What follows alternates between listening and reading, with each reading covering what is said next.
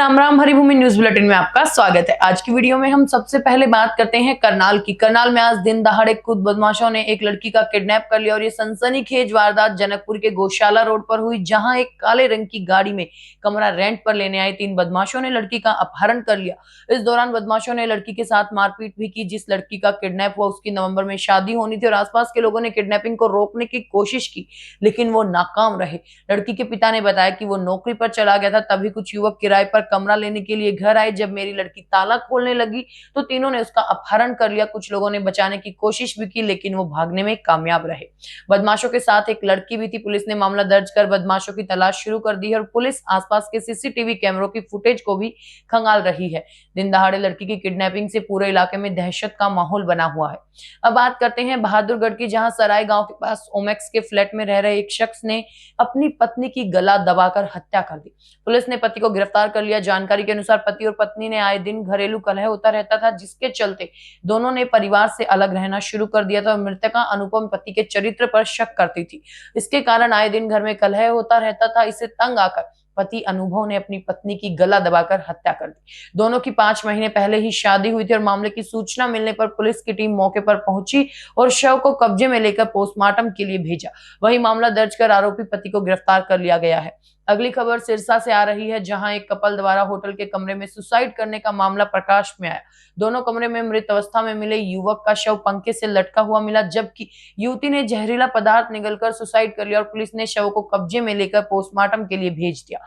मरने वाला युवक सुरेंद्र गांव मोजू खेड़ा का रहने वाला था। वही युवती मंजू गांव शाहपुरिया की रहने वाली थी। मंजू डेरा सच्चा सौदा कॉलेज में बीएड की 2nd ईयर की छात्रा थी।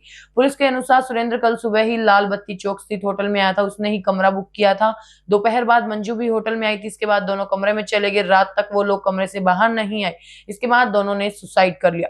अब बात करते हैं रोहतक की। कल देर रात रोहतक में पुलिस और 3 बदमाशों के बीच मुठभेड़ हुई, जिसमें 2 बदमाशों के पैर में गोली लगी, जबकि एक बदमाश बाइक से गिरने से घायल हो गया और तीनों बदमाश बाइक पर सवार थे। तीनों बदमाशों को रोहतक के शिखर चौक से मुठभेड़ के बाद काबू कर लिया गया।